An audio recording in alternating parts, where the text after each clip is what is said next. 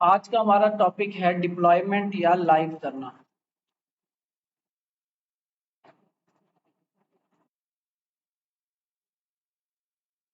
तो इसका मतलब क्या होता है? पहली बात तो ये अब तक की जब हम डेवलपमेंट कर रहे हैं, काम कर रहे हैं, वो हमारे लोकल सिस्टम तक है। ठीक है, लोकल सिस्टम तक। तो ये लोकल सिस्टम पे का मतलब है कि आपके पास लोकली चल रहा है। तो डिप्लॉयमेंट का मतलब होगा कि अब आप लाइव करना चाह रहे हो वेबसाइट को। ठीक है, अपने प्रोजेक्ट को लाइव करवाना चाह रहे हो, तो उसके लिए आपको दो चीजों की जरूरत होती है। एक होता है आपके पास होस्टिंग प्लान। ठीक है, होस्टिंग या जिसे हम कहते हैं बल्कि एक हमारे पास होनी चाहिए लाइव डिस्क या स्पेस। ठीक है, जहां पे हमने अपनी फाइलें रखी हैं। ठीक है, और एक हमारे पास होना चाहिए यूआरएल।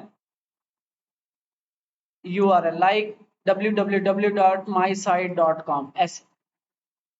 ठीक है, तो एक आपके पास यूआरएल होना चाहिए और एक आपके पास होस्टिंग होनी चाहिए या स्पेस होनी चाहिए लाइव किसी जगह पे, और ये लाइव होने चाहिए, दो चीजें होनी चाहिए। इन दोनों चीजों का कॉम्बिनेशन मिल जाता है हमें, जिसे हम होस्टिंग प्लान या होस्टिंग कह रहे होते हैं, शेयर्ड होस्टिंग। और ये होस्टिंग जो है फिर दो तीन टाइप्स की होती है। ठीक है, जिसे हम होस्टिंग प्लान कह लो, आप कुछ भी इसका नाम दे लो। तो ये जो होती है आपकी, ये दो तीन टाइप की होती है। एक टाइप की मतलब आप कह लो शेयर्ड होस्टिंग। ठीक है, शेयर्ड होस्टिंग में क्या होता है कि कुछ लोग अपना सर्वर होता है उनके पास, यानी हमारे पास जितनी बड़ी ड्राइव है तो उसमें कुछ डाटा वो दे देते हैं कि जी ये मेरी 10 GB की ड्राइव है, इसमें से 5 GB आपको दे देता हूं। इसे हम कहेंगे शेयर्ड होस्टिंग। ठीक है, तो ये हमारे पास होती है शेयर्ड होस्टिंग। इसके अलावा आपके पास क्या हो सकता है? वीपीएस। वीपीएस क्या होते हैं? बेसिकली सर्वर्स होते हैं, वर्चुअल प्राइवेट सर्वर्स। ये महंगे होते हैं। इसका मतलब होता है लाइव एक पूरा का पूरा सर्वर आपको मिल जाता है। सर्वर से मतलब पूरी पूरी मशीन मिल जाती है, यानी उसका अपना सीपीयू मिलता है आपको, अपना उसका मतलब रैम मिलती है, अपना सब कुछ मिलता है, हार्ड डिस्क मिलती है, पूरा पूरा सिस्टम आपको दे देते हैं। अच्छा, लाइव ये तो हमारे पास भी है, ये सिस्टम तो हमारे पास भी है लोकल पे, लेकिन फिर ये लाइव क्यों नहीं होती? लाइव करने के लिए आपको एक पब्लिक आईपी एड्रेस चाहिए होता है, वो हमारे पास नहीं होता। जो हमारे पास एड्रेस होते हैं ना, वो लोकल होते हैं। ये पब्लिक आईपी एड्रेस जो होता है ये पेड होता है, पैसों का होता है और अच्छा खासा महंगा होता है। बड़ी बड़ी कंपनीज जिन्होंने अपने सर्वर रखे होते हैं, जैसे मेरे पास मशीन है, इस तरह का एक बड़ा सर्वर मैं ले लूं और उसको मैं लाइव करने के लिए लगा दूं, तो मुझे एक पब्लिक आईपी एड्रेस की जरूरत होगी। जैसे ये आपके होते हैं ना बैंकिंग सिस्टम्स, इनके पास अपने सिस्टम्स होते हैं, अपने सर्वर्स होते हैं, लेकिन महंगे होते हैं, ये अच्छा खासा खर्चा होता है इनका। तो फिर कंपनीज क्या करती हैं, इस तरह बड़े बड़े सर्वर बना लेती हैं और उनमें शेयर्ड होस्टिंग दे देती हैं। तो शेयर्ड होस्टिंग और उनके अंदर वो चीजें इंस्टॉल कर देती हैं जो एक प्रोग्राम को, पीएचपी को चलाने के लिए जरूरी होती हैं, ग्लारावेल को चलाने के लिए जरूरी है। तो हम देखते हैं मेरे पास इस टाइम पे है होस्टिंगर की एक सर्विस। होस्टिंगर कंपनी है जो कि इसी तरह की शेयर्ड होस्टिंग देती है। जैसे कि यहाँ पे इसकी सर्विसेज में आप आओगे तो डिफरेंट काइंड के, तो एक सर्विस ये ऑफर कर रहे हैं 599 रुपए पर मंथ के लिए, यानी सालाना आपका बन गया 12 12 6 72 7,200। ठीक है, तो ये उनके प्लान है। इसमें क्या देंगे आपको? 25 वेबसाइट्स आप होस्ट कर सकते हो, ये इसका मतलब कुछ और होता है। Manage hosting for WordPress, WordPress install कर सकते हो। ठीक है, 25 GB की ये एसएसडी स्टोरेज देते हैं इसमें, और होस्टिंगर वेब बिल्डर और फ्री डोमेन भी देते हैं। 1 साल के लिए डोमेन भी फ्री होती है। वो क्या करते हैं, ये फंसाते हैं गाहक को। ठीक है, उसके बाद फिर इनके रेट हाई होते हैं। ये देखो, अगले जब 1 साल के बाद इसका रेट हो जाएगा 1700 रुपया, ये रेट है इसका। यानी एक दफा वो, क्योंकि उन्हें पता है कि एक दफा गाहक फंस गया तो अब अगली दफा तो उसने चलानी है वेबसाइट को, हर साल उसे पे करना है। तो ये जो है ये प्लान्स होते हैं, ये डिफरेंट काइंड के प्लान्स हैं। कुछ होते हैं फिक्स्ड होते हैं, बहुत सारी कंपनीज हैं तो फ्री 1 साल के डोमेन का देते हैं, वरना फिर 1 साल के बाद डोमेन के पैसे भी देने पड़ते हैं आपको, वो भी तकरीबन 2000 होते हैं, तकरीबन 1800 2000। ठीक है, इस तरीके से आप फर्ज करो आपने चूज प्लान किया जो आपने लेना है, उसके बाद आप फिर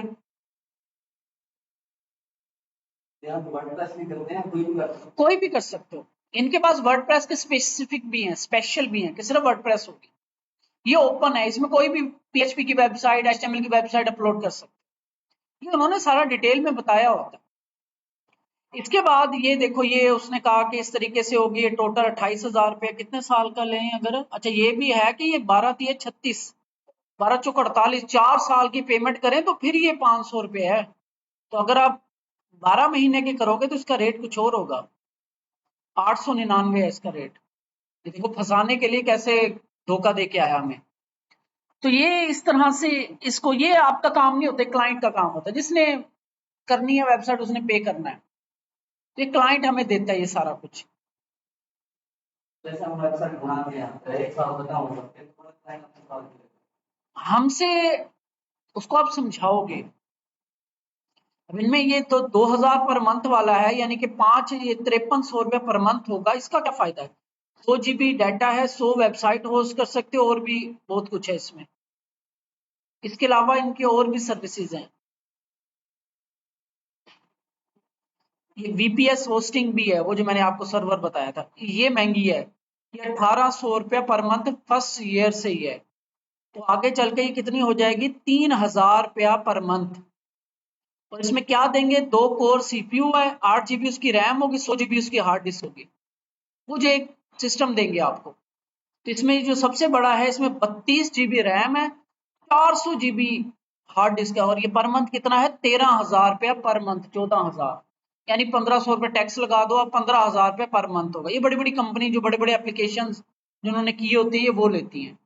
ठीक है, तो 15,000 ज़रब साल कितना हो गया? 12, 1,20,000, तकरीबन 2 लाख रुपया पर ईयर। तो ये बड़ी कंपनीज अफोर्ड करती है जिन्होंने सिस्टम लेने होते हैं, क्योंकि पैसों में हमें ज्यादा लग रहा है, डॉलर्स में ये सस्ता होगा। कहाँ पे? यूएस से।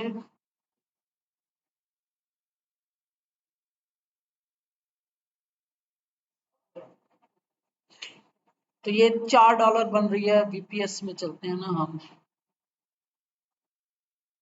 तो $20 पर मंथ उनके लिए है ये। ठीक है, $45 फिर उसके बाद हो जाएगी। ये भी अच्छी खासी रकम है, $45 भी उनके लिए पर मंथ पे करना अच्छी खासी रकम होती है। ठीक है, तो ये आपका इस तरह से प्लान्स लेना पड़ता है। प्लान करते हो आप, और उसके बाद आपको कुछ डिटेल्स देते हैं ये लॉगिन करवाने के बाद। तो आपको पे करते हो, पैसे वगैरह देते हो, आपको ईमेल आती है जिसके अंदर कंफर्मेशन होती है और आपके अकाउंट की डिटेल होती है, लॉगिन पासवर्ड वगैरह। हर कंपनी का अपना अपना तरीकेकार है। ठीक है, तो ये करने के बाद फिर आपको लॉगिन करना पड़ता है।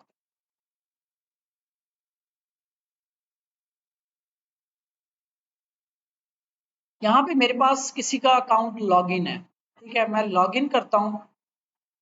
तो लॉगिन क्योंकि मैं दोबारा से नहीं करवा सकता, ये जो लॉगिन सेव है, क्योंकि वो ईमेल जाएगी, ओटीपी जाएगा, फिर लॉगिन होता है। तो ये मेरे पास एक बंदे का अकाउंट सेव है, लॉगिन है। तो ये कुछ इनका हर होस्टिंग प्रोवाइडर का अपना सिस्टम होता है, अपना डिस्प्ले होता है, आपको चीजें खुद से समझनी पड़ती हैं। तो ये यहाँ पे इनका इस तरह से है, इस तरह से खुलता है, और ये सारा होस्टिंग डिटेल, कौन सी वेबसाइट्स है, कितनी वेबसाइट चल रही है, इधर ये दिया हुआ है। लेफ्ट साइड पे आप आओगे, ये वेबसाइट्स की लिस्ट आ रही है, कितनी वेबसाइट इस पे चल रही हैं। ठीक है, और ये डोमेन इनके पास कितने परचेज हैं, इनके पास एक डोमेन परचेज किया हुआ इन्होंने। ठीक है, एक वेबसाइट के अंदर फिर सब डोमेन बना के आप 2-3 वेबसाइट और भी लोड कर सकते हो, जो हम करेंगे अब। तो हमारा डोमेन एक रहेगा, जैसे आप आते हो ना इधर mail.google.com, अब इन्होंने मेल जो है ना एक सब डोमेन बनाया हुआ है। जो इससे पहले होता है ना, ये जो डोमेन से पहले जो डॉट होती है वो सब डोमेन के लिए होता है। जो इसके बाद होता है ना स्लैश ABC स्लैश दिस, वो फोल्डर्स होते हैं। ठीक है, तो ये एक डोमेन हम रजिस्टर करेंगे, डोमेन हमारे पास रजिस्टर है, सब डोमेन बनाएंगे। अच्छा, इसका फोल्डर स्ट्रक्चर कैसे आता है, जैसे कि अब मुझे वेबसाइट लिस्ट आ रही है ना, तो यहाँ से आप इस वेबसाइट, जिस वेबसाइट पर जाना होता है, फर्स्ट करो ये AB Credit 3 dot code solution है, इस पर क्लिक करूंगा डैशबोर्ड पे, तो ये इस वेबसाइट का डैशबोर्ड है। यहाँ पे देखो फाइल मैनेजर है, डेटाबेसेस हैं इसके, वर्डप्रेस अगर इंस्टॉल होगा तो उसकी चीजें हैं। फाइल मैनेजर पे क्लिक करते हैं तो ये भी एक लारावेल की एप्लीकेशन है। यहाँ पे इसकी सारी फाइलें आएंगी जो यहाँ पे मतलब ये पब्लिक HTML मेन फोल्डर होता है जिसके अंदर आपकी वेबसाइट होती है। ये वेबसाइट की फाइलें हैं, ये आपकी वेबसाइट की फाइलें हैं। इसको भी ये क्योंकि सब डोमेन है तो इससे क्या होता है कि ये मेन यहाँ पे वर्डप्रेस है, ये अगर किसी को पता हो ये वर्डप्रेस की फाइलें हैं। इसके अंदर फिर एक सब डोमेन के साथ हमने एक फोल्डर कनेक्ट किया हुआ है। ठीक है, मैं अभी आपको करके दिखाता हूँ फिर आपको समझ आएगा। तो यहाँ पे आप ये डोमेन हमने ओपन की हुई है, इसके बाद लेफ्ट साइड पे डोमेन्स पे आओगे तो यहाँ पे सब डोमेन्स आ रही हैं। ठीक है, ये सब डोमेन्स है। तो हम क्या करते हैं, यहाँ पे एक सब डोमेन रजिस्टर करते हैं। मेन डोमेन हमारी कौन सी है, ये है। ठीक है, सब डोमेन हम अपनी ही डोमेन के अंदर एक और डोमेन बना रहे हैं। ठीक है, जैसे mail.google है तो हम बनाते हैं SHIRT shirt dot code solution shirtify. ठीक है जी, शर्टिफाई, और ये कोड सोल्यूशन बनाते हैं। और नीचे यहाँ पे अब ये हर एक का अपना अपना तरीकेकार होता है। यहाँ पे वो कह रहा है कि इसका सब फोल्डर भी बनाना है आपने, यानी ये जो डोमेन होगी ये किस फोल्डर के साथ कनेक्ट होगी। तो यहाँ पे मैं SHIRTI शर्टिफाई, ठीक है, स्पेलिंग देख लें शर्टिफाई, ये आपने चेक नहीं करना कि ये क्या करेगा, मेन डायरेक्टरी को यूज करेगा। मेन डायरेक्टरी में उसकी मेन वेबसाइट चल रही है, हमने एक उसके अंदर एक फोल्डर बना के उसके साथ सब डोमेन कनेक्ट करनी है। तो आप क्रिएट करोगे,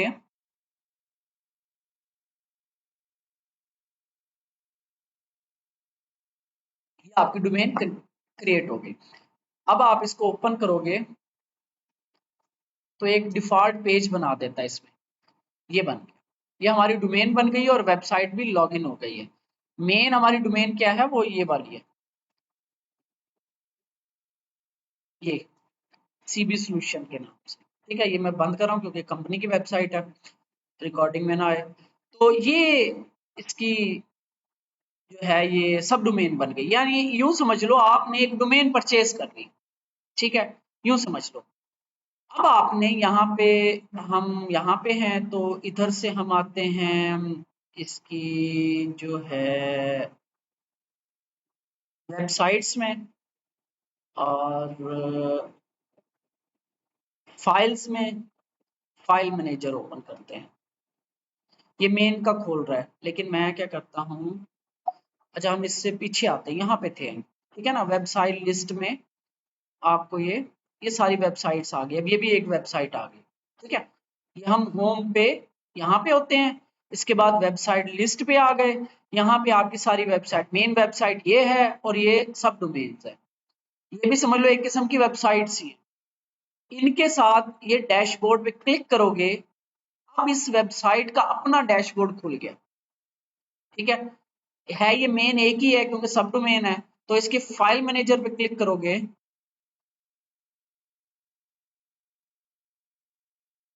मेरा ख्याल है मेन फाइल मैनेजर ओपन करेगा।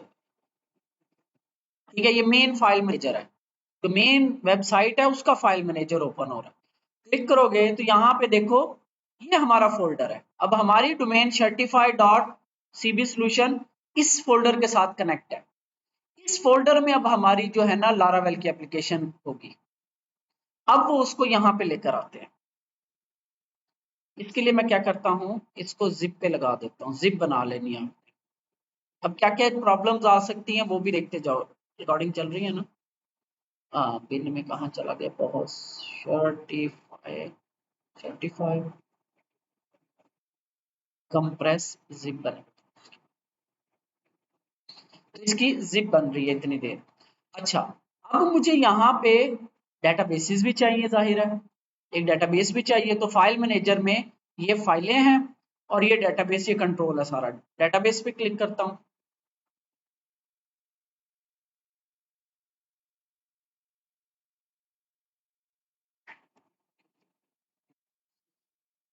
क्या गया, नेट तो नहीं गया। इतने वो जिप बनने में टाइम लगेगा, हम अगला काम कर लेते हैं। तो डेटाबेस, ये आपके डेटाबेसेस आ गए। तो यहाँ पे ये 2 डेटाबेस बने हुए हैं मेरे, ठीक है। अब इसके लिए हम एक नया डेटाबेस बनाएंगे। ऊपर देखो, ये अब आपको खुद दिमाग, आपका सेंस, थोड़ा सा जहन चलना चाहिए कि ये क्या ऑप्शंस आ रहे हैं, इसमें क्या कर सकते हैं। यहाँ पे देखो कह रहा है create a new MySQL database and database user. हर डेटाबेस का अपना यूजर होता है। जैसे रूट था ना, वो तो सबको लिए लगा हुआ था। यहाँ पे हम रूट के साथ नहीं है, यहाँ पे हर डेटाबेस का एक अपना यूजर होगा और उसका अपना एक पासवर्ड होगा। तो हम यहाँ पे बनाते हैं, डेटाबेस का नाम रखते हैं SHIRTI5। ये पीछे नाम इसका खुद ब खुद लग जाएगा। और ये यूजर होगा तो SHIRTIFI_यूजर। और ये मैं इसका नाम दे देता हूँ _DB। और ये पासवर्ड होगा तो इधर से हम कोई जनरेट करवा लेते हैं डमी सा पासवर्ड, इसको कॉपी करके अपने पास रख लेते हैं, क्योंकि इसके बाद मैं इसे डिलीट कर दूंगा। जस्ट आपको सिखाने के लिए मैं ये कर रहा हूँ। ये है हमारे पास इसका पासवर्ड, और इसको हम क्रिएट करते हैं। ये चीजें आपने फिर संभाल के रखनी होती हैं। ये बना, ये इसका डीबी नेम आ गया, ये डीबी आ गया, और ये इसका आ गया यूजर। ये यूजर है ना, इन्वायरमेंट के अंदर होता है ना यूजर, डीबी नेम, पासवर्ड, ये ठीक है। ये आपका एक डेटाबेस बन गया, और इस पे क्लिक करोगे तो ये आप इसके PHP माई एडमिन में आ जाओ। किसी और डेटाबेस को हमने नहीं छेड़ना, अपना काम करना है। क्योंकि अगर एक वेबसाइट होगी तो आपके पास एक ही होगा, मेन वेबसाइट। तो ये आपका सर्टिफाइड डेटाबेस आ गया, हम SQL के अंदर आ गए। चले, और हम अब क्या करते हैं, अपना जो लोकल होस्ट स्लैश PHP माई एडमिन से वो डेटाबेस एक्सपोर्ट करते हैं, फिर यहाँ पे पोर्ट करेंगे, क्योंकि हमें वो डेटाबेस स्ट्रक्चर भी चाहिए इधर। तो इतनी देर में देखते हैं, अभी हमारा ये भी अभी चल रहा है।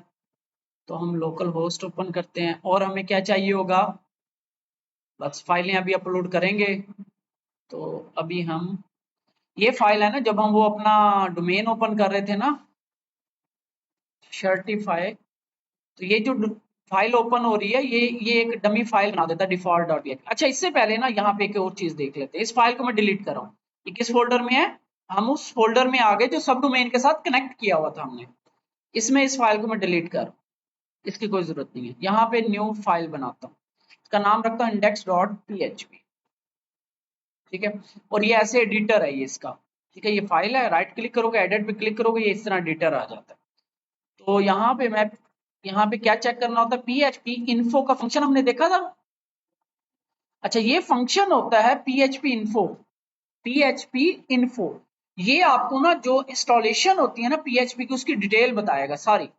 तो यहाँ पे मैं इसको सेव करता हूँ, ठीक है। इंडेक्स फाइल हमारी मेन फाइल होती है। तो यहाँ पे जो इसको मैं रिफ्रेश करूंगा, तो ये आपके पास, ये जो इस सर्वर पे जहां जो हमने होस्टिंग ली है, वहां पे जो PHP इंस्टॉल है उसकी बड़ी डिटेल आ रही है। तो PHP 8.2 है, हमें 8.2 ही चाहिए, लारावेल चलाना है ना हमने, 8.2 चाहिए मिनिमम। इसके अलावा यहाँ पे और भी चीजें, इंस्टॉलेशन वगैरह आपको देखनी होती हैं कि कभी कभी ऐसी आपकी एप्लीकेशन ऐसी कोई एक्सटेंशन यूज कर रही होती है जो यहाँ पे अवेलेबल नहीं होती, वो इंस्टॉल करनी पड़ती है। तो यहाँ पे सारी डिटेल होती है सर्वर की, PHP सर्वर की, ठीक है। तो अभी क्योंकि ये इन्होंने जो होस्टिंगर वगैरह है, इस तरह की कंपनीज है, इन्होंने लारावेल या इस तरह के PHP के जो एप्लीकेशंस है ना, उसके लिए रेडी रखा होता है ये सिस्टम। उन्हें पता है कि ये चीजें चाहिए होती हैं, तो पहले से वो सेटिंग करके रखते हैं। अगर अपना कोई सर्वर आपने लिया ना VPS, उसमें सारा काम खुद करना पड़ता है, वो फिर एक बहुत लंबी कहानी है। तो ये हमारा लोकल का था रूट, इसके साथ लॉगिन करते हैं, और हमारा ये जिप भी ऑलमोस्ट रेडी होने वाला है। तो अभी हमने देख लिया कि हमारा सर्वर जो है वो सही है। बंद क्यों कर दिया मैंने, क्या नाम था, एक गलती कर गए हम यार, एक गलती करके। चलो इसको मैं गलती को, नहीं नहीं नहीं, अच्छा, ये वाला डेटाबेस, ये लोकल पे हूँ मैं, ठीक है। ये मैं यहाँ से अब इस डेटाबेस को एक्सपोर्ट कर रहा हूँ। फाइलों में मसला आएगा, बस डेटाबेस का मसला नहीं है। एक मिस्टेक की है हमने, वो फिर ना प्रॉब्लम आती है। तो ये आपका, यहाँ पे क्विक एक्सपोर्ट क्लिक करना है आपने, और ये आपका एक्सपोर्ट हो गई SQL की फाइल। ठीक है, और यहाँ से ना बेहतर होता है कि आप सर्टिफाई पे क्लिक करके ना इसका जो देख लो, ये कर रहा है UTF-8 MB4 यूनिकोड CI। ठीक है, ये हमारा वो लाइव वाला डेटाबेस है। ठीक है ना, सर्टिफाइड जो हमने यहाँ से एक्सेस किया था। यहाँ पे अब डेटाबेस बनाते हैं, ये वैसे इन्होंने बनाया हुआ है। तो इंपोर्ट पे क्लिक करते हैं, फाइल को चूज करते हैं, और डाउनलोड्स में ये सर्टिफाई। ठीक है, और यहाँ से बस इसको UTF-8 ही रहना, बाकी और जरूरत पड़ती नहीं है चेंज करने की, उम्मीद है कि नहीं पड़ेगी। इंपोर्ट पे क्लिक करते हैं और ग्रीन आ गया, इट मीन सब कुछ इंपोर्ट हो गया, आपका सारा का सारा डेटाबेस लाइव पे आ गया। अब इसको कनेक्ट कैसे करवाना, फाइलें कैसे लेकर आनी है, एक हम मिस्टेक करके आ गए हैं, वो मैं आपको बता देता हूँ क्योंकि सब डोमेन में वो जरूरी होती है। हम चलते हैं वापस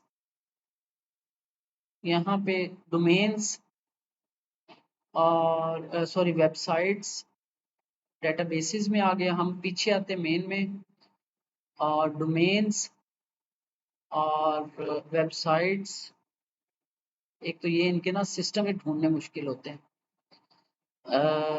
डोमेन्स है, वेबसाइट्स है, वेबसाइट लिस्ट में आएंगे तो यहाँ पे इसके डैशबोर्ड पे चलते हैं मेन के, और यहाँ पे डोमेन्स, ये है सब डोमेन्स। यहाँ पे जो ये फोल्डर टारगेट हो रहा है ना हमारा, ये सर्टिफाई से ये मेन फोल्डर टारगेट हो रहा है। पहले मैं इसको प्रॉब्लम दिखाता हूँ, फिर आपको इसको दोबारा से करके दिखाऊंगा। पहले प्रॉब्लम समझा देता हूँ क्या होती है। तो हम आ जाते हैं अब हमने इसको अपलोड करना है, इसका फाइल मैनेजर ओपन करते हैं, होस्टिंग मेन मेन्यू में आते हैं और वेबसाइट लिस्ट में आते हैं, और यहाँ से हम ये वाला ना ही ओपन करें, हम यहाँ से जो सब डोमेन है सर्टिफाई वाला, इसके डैशबोर्ड को ओपन करते हैं, ये आ गया।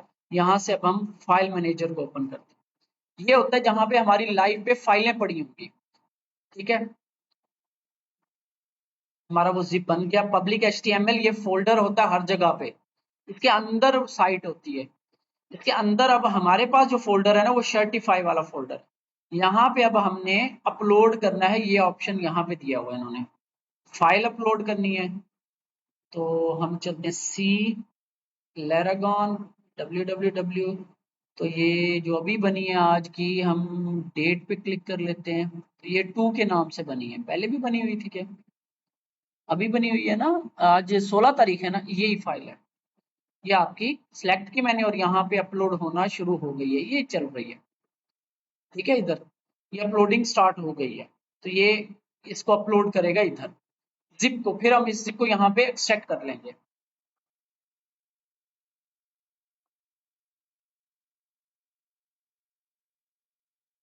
आ रहा है, ये प्रोग्रेस दिखा रहा हूँ, ये प्रोग्रेस चल रही है।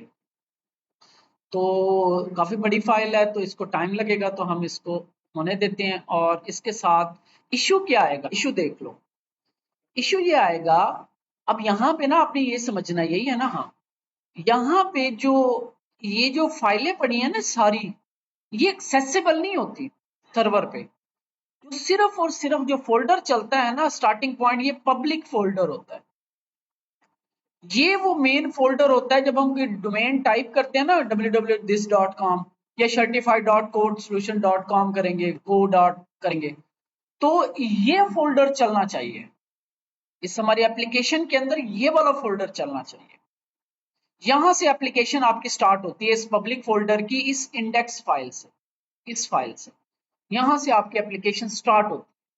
इसके अंदर फिर उसने ऑटो लोड इधर उधर जाना होता है, वो इसका अपना मसला है। हमें डायरेक्ट जब किसी वेबसाइट को पॉइंट करते हैं ना, वो इस फोल्डर के इंडेक्स फाइल के ऊपर पॉइंट कर रहे होते हैं, फोल्डर पे पॉइंट करते तो पहले फाइल वही इंडेक्स से चलती होती है, तो वो हम वहां पे जो हमने सर्टिफाई लिखा था ना उसके आगे ना स्लैश पब्लिक लगाना था, ताकि सर्टिफाई के अंदर जो है ना पब्लिक को टारगेट करिए। मैं ये अपलोड करके फिर दिखाता हूँ, ये अपलोड हो जाए फिर प्रॉब्लम दिखाता हूँ।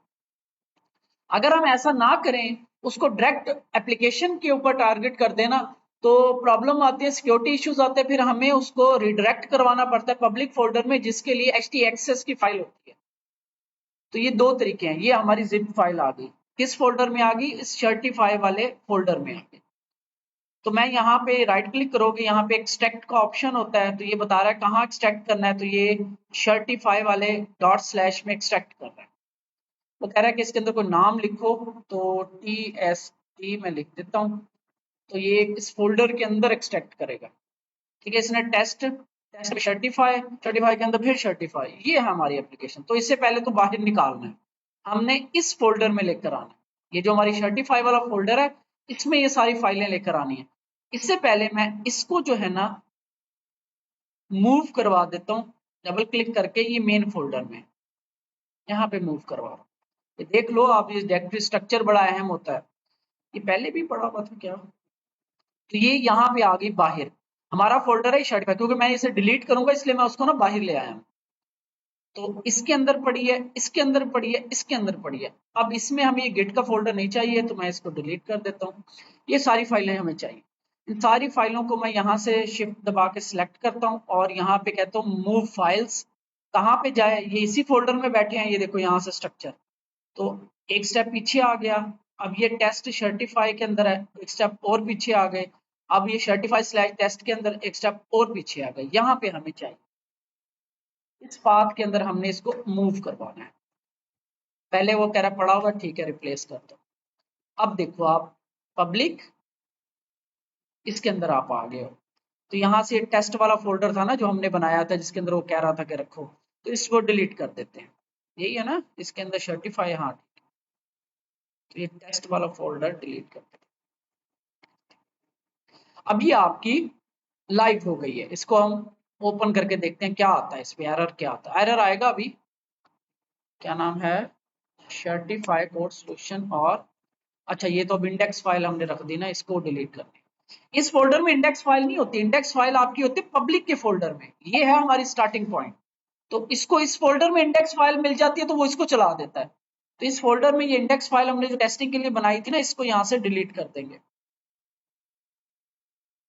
असल हमारा पॉइंट है ये वाला पब्लिक फोल्डर। तो अब मैं इसे रिफ्रेश करूंगा, तो अब आपको ये फॉरबिडन है, इस फोल्डर को एक्सेस नहीं करने देगा ये, क्योंकि जो मेन फोल्डर है वो इस सर्टिफाई के अंदर पब्लिक का फोल्डर है, ये फोल्डर है आपका। यहाँ पे अब वो कनेक्शन एरर आ गया, क्योंकि डेटाबेस कनेक्ट नहीं है ना हमारा सही तरह से। इससे पहले डेटाबेस कनेक्ट करने से पहले अब हम इस प्रॉब्लम को सॉल्व करें। अब इस प्रॉब्लम को सॉल्व करने के अब आगे आप करोगे ना सारा, आप स्लैश पब्लिक स्लैश आगे सारा काम चलता रहेगा। अगर हम डेटाबेस कनेक्ट कर देंगे, देखो स्लैश लॉगिन है ना, अभी तो एरर आ जाएगा क्योंकि ये डिनाई कर रहा है तो ये चलेगा, लेकिन ये स्लैश पब्लिक नहीं आना चाहिए। इसके दो तरीके होते हैं। एक तरीका तो ये था, जब हम डोमेन बना रहे थे ना, वहां पे हम स्लैश सर्टिफाई स्लैश पब्लिक कर देते, तो वो डायरेक्ट इसी में लैंड होता। एक तो ये तरीका था। दूसरा तरीका ये होता है कि यहाँ पे एक फाइल बनती है htaccess की, ये पब्लिक में आओगे ना, यहाँ पे एक फाइल होती है htaccess की, ये फाइल जो होती है ना, इसके पास कंट्रोल होता है आपके जो सर्वर सिस्टम है ना। अब इसके अंदर ना बहुत सारी चीजें इन्वॉल्व होती हैं, अब ये एकदम से आपके जहन में नहीं आ जाएंगी। तो ये सिस्टम कंट्रोल कर रहा होता है कि कैसे ये सिस्टम सारा चले। अब ये देखो ना, जब मैंने इसको एक्सेस किया था तो इसने फॉरबिडन दे दिया था। तो इसने क्यों दे दिया फॉरबिडन, यहाँ पे एक सिस्टम बना हुआ है, ठीक है, ये जो है ना आपका यहाँ पे होगा या कहीं पे ये सेटिंग्स होती हैं कि ये फोल्डर एक्सेसिबल ना हो। तो ये आपकी ये जो फाइल है ये एक्सेसिबल होती है, ये कंट्रोल करती है। तो दो तरीके होते हैं, एक htaccess फाइल के थ्रू कर लें कुछ, तो उसके लिए हमें जरा थोड़ा सा देखना पड़ेगा चैट जीपीटी से कि कैसे वो htaccess की फाइल बनानी है, क्योंकि ये हमारा काम नहीं होता, ये सर्वर साइड जो कर रहे होते हैं ना डिप्लॉयमेंट, उनका काम होता है ये। लेकिन इतना सा काम हमें भी आना चाहिए कि हम डिप्लॉय कर दें। तो ये htaccess की फाइल जो है ये इसको कंट्रोल कर रही है। अब हमने करना क्या है कि जब हम इस फाइल में आए, यहाँ से हम रिडायरेक्ट करवा दें इधर, मैनुअल काम भी कर सकते हैं, लेकिन बेहतर होता है htaccess फाइल के थ्रू करें, और उससे भी बेहतर होता है कि हम डायरेक्ट सब डोमेन को इसके साथ कनेक्ट कर दें। तो मैं पहले ट्राई करता हूँ htaccess फाइल के थ्रू आपको दिखाता हूँ, क्योंकि अक्सर मेन डोमेन पे जब आप सारी लेके जाते हो ना वहां पे भी यही प्रॉब्लम आता है। तो htaccess फाइल हम इसे कहते हैं, हमें जरा बना के दे। इससे पहले समझाना होता है कि आपका मसला क्या है।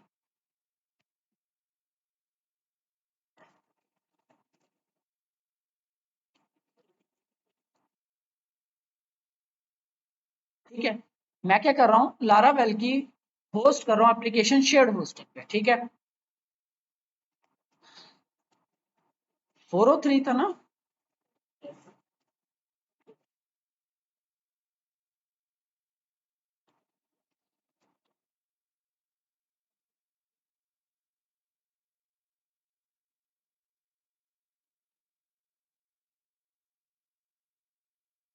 मैं उसे कह रहा हूँ कि मैं जब उसको डोमेन को हिट करता हूँ तो वो मुझे 403 देता है, क्योंकि मेरा जो स्टार्टिंग फोल्डर है वो पब्लिक है।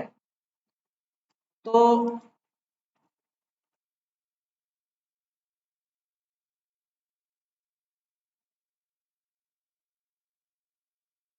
ये फाइल होती है, ये राउटिंग को कंट्रोल कर रही होती है सर्वर के ऊपर। अब इसके दो तरीके हैं, एक तो वो करते हैं, एक ये वाला कर देते हैं। वो अब इसने अब ये लंबा तरीका हमें बता रहा है, वो कह रहा है कि सारा कुछ उठा के बाहर ले जाओ, ये कर दो वो कर दो, लेकिन इसे कहते हैं कि htaccess वाला ना, अब ये वो तरीका है वो जो उस पे किया हुआ था। ठीक है ना, हाँ, फाइलों का पाथ चेंज कर दो, set proper html root folder, put the stack file root folder से मेरे में पुट index.php। अब ये इसने लंबा काम दे दिया कि ऐसे करो ऐसे करो ऐसे करो। तो इससे बेहतर है हम वो वाला काम कर लें, basic practice. If you host allow customer web root, if you hosting, ये देखो, if you hosting panel lets you set the document root point this to public directory, direct public directory पे उसको पॉइंट कर दो। ठीक है, वो सबसे बेहतर कह रहा है, बेस्ट प्रैक्टिस कह रहा है यही है। बाकी ये सारी आपको फाइलें आगे पीछे ये वो करना पड़ेगा। या एक और जुगाड़ जो है ना, मैं करके देखता हूँ अगर लग जाए तो। जुगाड़ क्या है कि यहाँ पे हम एक, ये मेन है ना, यहाँ पे एक फाइल बनाएं। यहाँ पे ये तो एक्सेस हो रही थी ना इंडेक्स, ये हमने,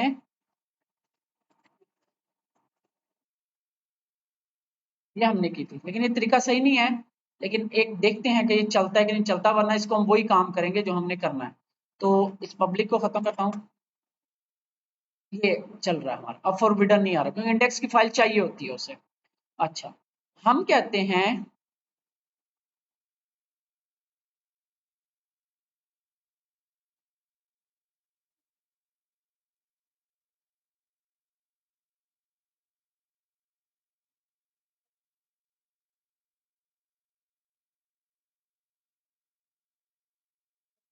मैंने उससे कहा कि मुझे कोड दे कि मैं यहाँ पे जो भी इधर आए ना उसको डायरेक्ट राउट करवा दूं पब्लिक फोल्डर में। तो कह रहा है कि ये आप इस तरीके से कर दो, एग्जिट कर दो। ये लो, ये आपको दिखाऊं कि इसने क्या दिया है। ये मैंने इसमें इस कोड में रख दिया, जूम नहीं होता ये।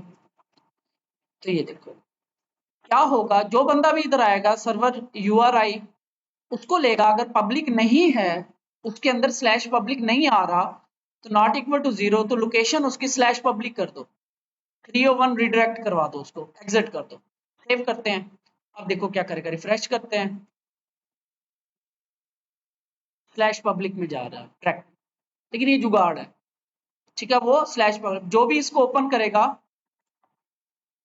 तो पब्लिक में आ जाएगा, URL उसको ऊपर से पब्लिक हो जाएगा। अब जो कुछ भी चलेगा वो स्लैश पब्लिक लॉगिन, अगर कोई यूं करता है लॉगिन तो ये ऐसे आए, डायरेक्ट URL से एक्सेस नहीं कर सकता। तो ये तरीका सही नहीं है।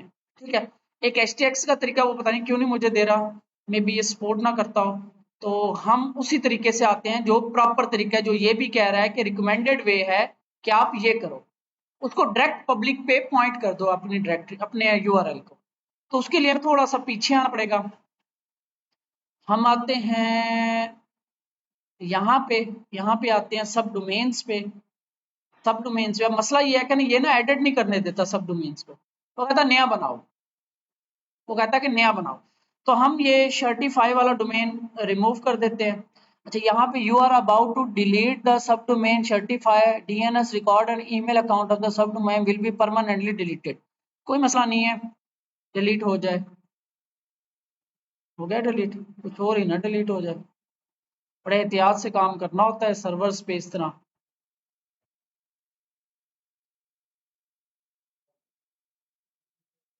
ठीक है, वो डिलीट हो गया। और कहीं फोल्डर तो नहीं उसने डिलीट कर दिया? एक दफा रिफ्रेश करके देख लें तो फोल्डर हमारा पड़ा हुआ है। ठीक है, तो हमारा ये काम हुआ पड़ा है। तो एक नया बनाते हैं, सब डोमेन SHIRTIFI, सर्टिफाई, ऐसे ही है स्पेलिंग, ठीक है। अब इसे कहते हैं कि अब आपने क्या करना है, एक फोल्डर पड़ा हुआ है सर्टिफाई के अंदर, पब्लिक फोल्डर को टारगेट करना। अब जब भी ये डोमेन टाइप करेंगे डायरेक्ट पब्लिक फोल्डर में जाएगा। ठीक है, बाकी सारा काम हमारा उम्मीद है कि सही चलता रहेगा। SHIRTIFI, ये अब हमने वो फोल्डर बनाया हुआ है, ये सर्टिफाई, SHIRTIFI, SHIRTIFI/पब्लिक। ठीक है जी, क्रिएट। ठीक हो गया। अब ये हमारा सर्टिफाई जो है, उम्मीद है डायरेक्ट जो है पब्लिक फोल्डर में लैंड करेगा। ये आ गया आपका। ये एरर तो हमें पता है कि क्यों। अब इस एरर को, ये आपका अब डायरेक्ट पब्लिक फोल्डर से, पब्लिक फोल्डर मेन होता है जहां से वेबसाइट ने चलना होता है, सारी राउटिंग शाउटिंग उधर से ही चल रही होती है। पीछे जो फोल्डर्स होते हैं वो सिक्योर होते हैं, अगर वो मिल जाए यूजर को, वो तो हैक कर लेगा सारी साइट, क्योंकि उसको कंट्रोलर भी मिल गया, सब कुछ मिल गया, आपकी एप्लीकेशन लीक हो जाएगी। तो ये बेस्ट सोल्यूशन है जो बेहतर है। तो ये हमारा लाइव था, लोकल है, ये हमारा लाइव डेटाबेस है। तो अब हम आते हैं इधर, और हम डेटाबेस की कहाँ करनी थी, यहाँ पे चेंजेस। इसको एडिट पे क्लिक करते हैं, यहाँ पे हमारा डेटाबेस का स्ट्रक्चर है। इसमें आपने मोस्टली जो होता है ना, कुछ नहीं छेड़ना होता, सिर्फ यहाँ पे, कहाँ पे डेटाबेस, ये रहा, इसको जरा जूम कर लें। तो माई एसक्यूएल, हमारे पास भी माई एसक्यूएल है। ये भी जब आप उसी वेबसाइट के उसी डेटाबेस पे काम कर रहे होते हैं ना, तो आपको ये भी एड्रेस चेंज करने की जरूरत नहीं होती। तो ये लोकल होस्ट पे ही, उसी सर्वर पे, क्योंकि दोनों एक ही सर्वर पे पड़ी हुई है। और उसके बाद डेटाबेस का नाम, अब हमने ये बनाया था डेटाबेस का नाम, ये डेटाबेस का हमारा नाम है, तो ये हमारा हो गया डेटाबेस का नाम। और ये हमारा हो गया रूट की जगह ये वाला यूजर, और लाइव पे हमें ये वाला पासवर्ड चाहिए, ये हमें ऐसे पासवर्ड। सेव करते हैं और इसको रिलोड करते हैं। कनेक्ट हो गया डेटाबेस। अगर ये फिर भी कनेक्ट ना हो रहा हो, तो आपने इसकी जो होती है ना, यहाँ पे आपने आना है, क्योंकि अभी इसकी इन्वायरमेंट है डेवलपमेंट। एडिट में आओगे, इसकी इन्वायरमेंट है डीबग ट्रू और लोकल चल रही है, डेवलपमेंट ही होगी है। इसके बूटस्ट्रैप में आना है, कैशे में आना है, और यहाँ पे अगर कोई चीजें फाइलें पड़ी होती हैं कन्फिग के नाम से, उसको डिलीट कर देना आपने। ठीक है, ये फाइलें भी डिलीट कर सकते हो, कोई मसला नहीं, लेकिन अभी के लिए हमें प्रॉब्लम नहीं आई, तो हमें कैशे की फाइलें सारी डिलीट कर सकते हो, क्योंकि ये क्या करता है, लोकल वाला कैशे ही फोल्डर उठा के भेज दिया इसने। अच्छा, इसके बाद ये हमारा काम हो गया, डेटाबेस के साथ कनेक्ट हो गया। तो हम जरा लॉगिन करके देख लें क्या हमारा ये सही चल रहा है। अली था 1 2 3 4 5 6 एंटर किया मैंने, लॉगिन किया। ठीक है जी, सेव कर दिया। ये ऐड टू कार्ट किया मैंने, ऐड टू कार्ट किया, कार्ट में हो गया। और यहाँ प्लेस ऑर्डर किया, तो यहाँ पे अनडिफाइन, ये वो मैंने जो सेटिंग की हुई है आपकी, वेरिएबल आगे पीछे हो रही होगी, यूआई चेंज किया, तो ये इशू नहीं है। ठीक हो गया, आपकी वेबसाइट इस टाइम पे लाइव हो चुकी है। डोमेन नेम क्या है, सर्टिफाई cbsolutions.co। ठीक है, इस तरीके से अभी हमें कोई खास प्रॉब्लम नहीं आई, तो सिर्फ यही एक प्रॉब्लम आई थी कि हमने उसको पॉइंट कर दिया उस पर। मेन फोल्डर स्टार्टिंग पॉइंट आपका होता है ये इंडेक्स, ये पब्लिक का फोल्डर। ठीक हो गया, इसमें कोई क्वेश्चन हो तो आप बताओ। ब्लेड पे ये एरर आ रहा है, शो डॉट ब्लेड पे लाइन नंबर 25 पे, तो यही है ना, हाँ। तो show dot blade resources views orders show line number 25 ये वाला ऑर्डर्स पीछे से नहीं आ रहे, मे बी मेरा वेब उसका नाम चेंज ना हो ऑर्डर्स का, या पता नहीं बनाया भी है कि नहीं। किधर जाना है हमने, कंट्रोलर,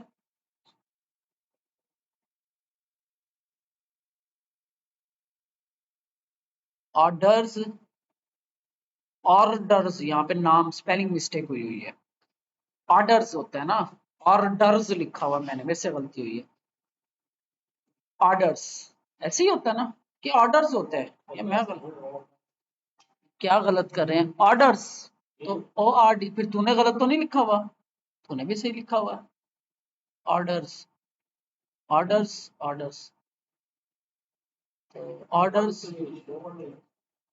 ऑर्डर्स यही है ना, ऑर्डर्स शो। अच्छा दोबारा पढ़ते हैं क्या कह रहा है, undefined variable orders, undefined variable, और एल्स लिखा हुआ है सर,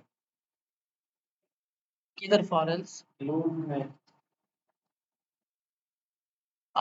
फॉर एल्स लिखा हुआ है, तो एक मिनट, ऑर्डर्स की डिटेल देख रहे हैं हम, ऑर्डर आइटम्स हैं, ऑर्डर आइटम भी है, ऑर्डर भी है, ऑर्डर आईडी 13 और ऑर्डर आइटम 13 भी है, 9 भी है, 13 भी है, 9 भी है, दोनों की डिटेल पड़ी है, तो कहाँ प्रॉब्लम आ रहा है। अच्छा जी, तो orders, order, orders, order undefined variable, अच्छा क्यों अनडिफाइंड है, यहाँ पे आ तो रही है ऑर्डर्स वेयर, आथ आईडी ऑर्डर्स, अच्छा ये यहाँ पे मैं आपको कह रहा था ना,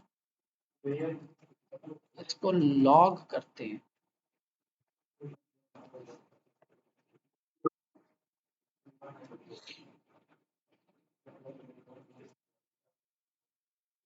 facade colon colon debug, debug कल हमें मसला क्या दे रहा था, डिबग मैसेज स्ट्रिंग अरे कॉन्टेक्स्ट, पहले आएगा मैसेज, मैसेज है हमारा ऑर्डर्स कॉलन, और यहीं पे इसको ना ऑर्डर्स, ऑर्डर्स ऐसे कर देते हैं, सेव करते हैं। अच्छा अब इसको मुझे वो कह रहा था चेंजेस, तो अब या तो आपको ये इस तरीके से करनी पड़ेंगी, ठीक है, HTTP कंट्रोलर्स, कौन सा था, ऑर्डर्स कंट्रोलर, तो यहाँ पे बैठ के आपको अपलोड करना है फाइल को, कहाँ से आएगी जी, order certify, certify app HTTP controllers orders, तो रिप्लेस ओवरराइड हो गई, ठीक है, लेकिन ये लंबा काम होता है, इसके अलावा भी और भी तरीके हैं इसके, जैसे FTP का एक तरीका होता है, अब देखते हैं, रिफ्रेश किया मैंने तो एरर तो आएगा ही आएगा, तो क्या लॉग किया इसने, लॉग होता है स्टोरेज, लॉग्स कुछ बना तो है, एडिट करते हैं इसको, नीचे आते हैं, नीचे से शुरू होता है, एंड वाला जो लेटेस्ट होता है वो नीचे होता है, कंट्रोल F कर रहे हैं, ऑर्डर्स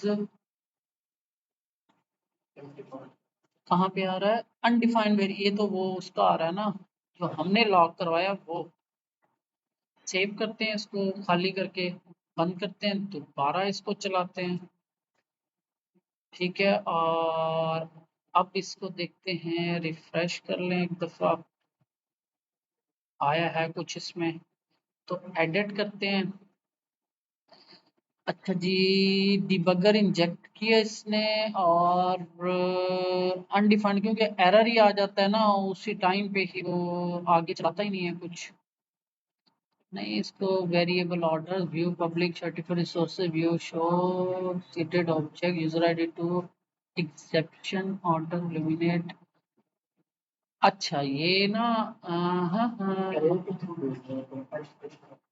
अरे कंपैक्ट का कोई इशू होता नहीं है, आप कैसे भेज रहे हो, आप कैसे भेज रहे हो इधर इस लाइन पे, अरे की तरह ऐसे नहीं, कोई ना स्ट्रक्चर का मसला आ रहा है, कहीं से ना स्ट्रक्चर ऐड करते हुए ना कोई स्ट्रक्चर का मसला आ रहा है, चलो ये देख लेंगे, बहरहाल ये इस तरीके से आप, असल हमारा काम था इसको लाइव ये मेरी है, इसमें क्यूरी क्या गलत है? इसमें विद साथ बना हुआ है। विद लगाया हुआ है। विद क्या होता है? इसने क्या किया हुआ है, इसे कहते हैं हम, ये जो इसने काम किया मुझे पता चल गया। इसने जो काम किया हुआ है, ये ऑर्डर्स के साथ ही आइटम्स भी अटैच होके आ रहे हैं विद के साथ। जब एक कनेक्शन बना होता है ना एक टेबल का दूसरे टेबल के साथ, तो विद के साथ भी हम उठा सकते हैं। अब ये मैं आपको लोकल पे दिखाता हूँ क्या चीज है ये। लोकल पे हमारे पास चल रही है ये।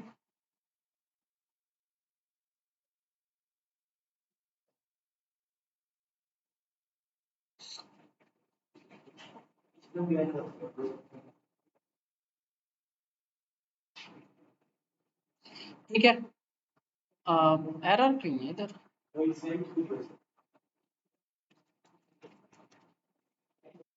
वो ठीक है, ऑर्डर्स मैं ये देखना चाह रहा हूँ ऑर्डर्स आ भी रहे हैं कि नहीं।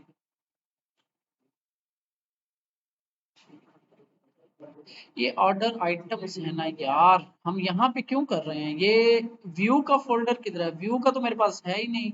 ये है शो, ये सिंगल है ना, ये तो ऑर्डर्स वाला है ना, हम एक ऑर्डर की डिटेल देख रहे हैं ना, तो ये तो चलता ही नहीं है। शो वाला चल रहा है ना, तो यहाँ पे ये चल रहा है, ये हमने क्या इसको भी शो किया हुआ है? ये फिर यहाँ पे इंडेक्स होगा ना, तो यहाँ पे गलती हो रही है। ये गड़बड़ हो गई है बीच में। बहरहाल ये मसला नहीं है, ये तो हमारा अपना प्रोग्रामिंग का मसला है ना। यहाँ पे ये विद आइटम्स किया हुआ है, ठीक है, आइटम आएगा। एक मिनट, पहले इसको हम देखते हैं कि इसमें आता क्या है। पहले हम यहाँ पे देखते हैं इसमें आता क्या, आप कर क्या रहे हो। यहाँ पे क्या आ रहा है, तो आपने क्या करना है, यहाँ पे FTP एक्सेस के लिए आपने इधर से फाइल्स में आ गया आपका FTP अकाउंट्स, तो यहाँ पे आपको कुछ इंफॉर्मेशन मिलती है। इसमें आपने पासवर्ड इसका लेना होता है, और ये चीजें पासवर्ड हमने ले लिया इसका, तो आपने इनमें से क्लाइंट इंस्टॉल करना स्मार्ट FTP या फाइलजिला। ठीक है, फाइलजिला ज्यादा चलता है, तो फाइलजिला पे आप आओगे, ऐसे ओपन करोगे, ये इंटरफेस आएगा आपके पास। यहाँ लेफ्ट साइड पे टॉप पे लेफ्ट, ये आपको क्लिक करोगे, यहाँ पे आपको साइट मैनेजर मिलेगा। यहाँ पे पहले मेरे पास एक साइट कनेक्टेड है, तो मैं एक न्यू साइट बना रहा हूँ, जिसका हम नाम रख रहे हैं Shurtify। ठीक है, राइट साइड पे इसकी इंफॉर्मेशन होती है कैसे कनेक्ट करनी है। ये देखो, यहाँ पे आपने करना है, प्रोटोकॉल होता है, SFTP होता है सिक्योर, जैसे HTTPS होता है, इसी तरह ये होता है। तो हम सिंपल से अभी चलते हैं FTP। इसके बाद पोर्ट नंबर इसने हमें दिया हुआ है, पोर्ट नंबर 21 है। ये port number FTP port 21 port होती है मोस्टली। यहाँ पे पोर्ट नंबर आ जाएगा, और ये FTP यूजर नेम है, कॉपी करते हैं, और यहाँ पे ये यूजर नेम आ गया, ये नॉर्मल बस रहने देना इसको। और पासवर्ड हमारे पास वहाँ पे है, ये हमने जो चेंज किया था पासवर्ड कॉपी किया हमने, और ये पासवर्ड आ गया। और यहाँ पे होस्ट नेम देना है कि किससे कनेक्ट करना है, ये आपको ये दिया हुआ है इसने। ठीक है, कॉपी करते हैं, और ये होस्ट नेम पोर्ट 21 ही होती है mostly. User name password connect करते हैं, इस्टेब्लिश न्यू कनेक्शन, क्योंकि पहले से भी कनेक्ट है तो एक नया टैब में ओपन होगा। ये आपसे पूछेगा, इसको आपने ओके कर देना है, क्योंकि आप SFTP से, ये देखो ये पूरे के पूरे वो फोल्डर स्ट्रक्चर आपके पास आ गया। देख रहे हो यहाँ पे, ये वही वो जो फाइल मैनेजर में ओपन होता था। सर्टिफाई, बाकी किसी चीज को नहीं छेड़ना आपने। अगर आपको पता नहीं है तो किसी चीज का, तो आपने गौर से चीजों को देखना है, क्योंकि ये बड़ा इंपॉर्टेंट होता है, ये हम लाइव पे काम कर रहे हैं। इसके बाद हमारे पास ऐप, इसके अंदर हमारे पास कंट्रोलर था, तो हम क्या चेंज करें जी, यहाँ से कोई सिंपल सी कोई चीज चेंज कर लेते हैं। ये माई ऑर्डर्स का यहाँ पे टेक्स्ट चेंज करते हैं। ठीक है, कौन सा है जी ऑर्डर्स, कौन सी जगह है ये, कुछ शो वाला, या होम पे में आता हूँ, सिंपल काम कर लेते हैं। ये वाला किधर है, सेल 20% को 50% कर देते हैं। ठीक है, सिंपल सा चेंज करते हैं। ये तो पता है ना किधर है,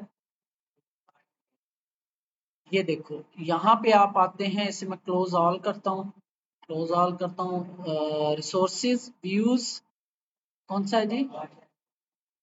पार्शल्स, हीरो ब्लेड। तो ये 20 को मैं 50% सेल हमारी बढ़ गई, सेव किया मैंने, ठीक है।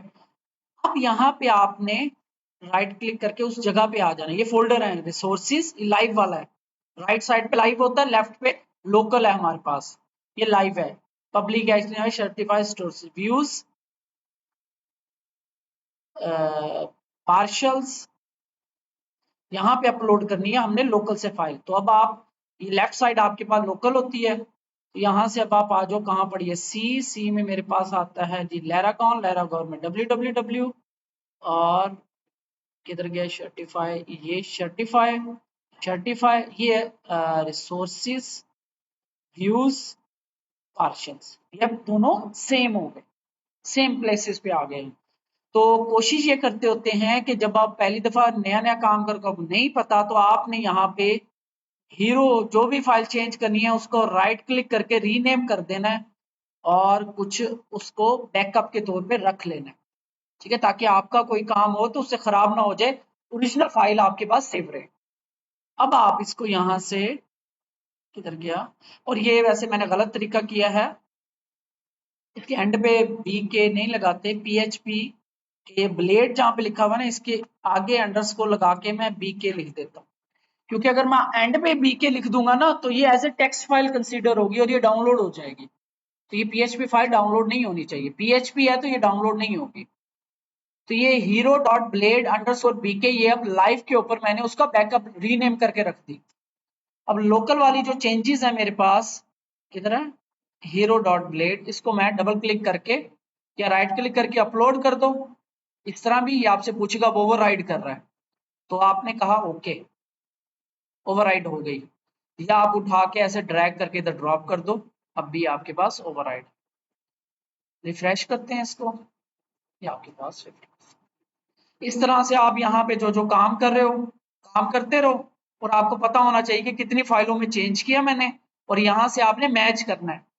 यहाँ पे अब आपने फर्ज करो किसी कंट्रोलर में चेंज किया, तो पहले आप आ जाओगे लेफ्ट साइड के ऐप, HTTP कंट्रोलर्स, और यहाँ से इसमें HTTP कंट्रोलर्स, इसमें, ठीक है। ये इस तरह से आप इसको अपलोड कर सकते हो FTP के थ्रू, ये इजी वे होता है, ठीक हो गया।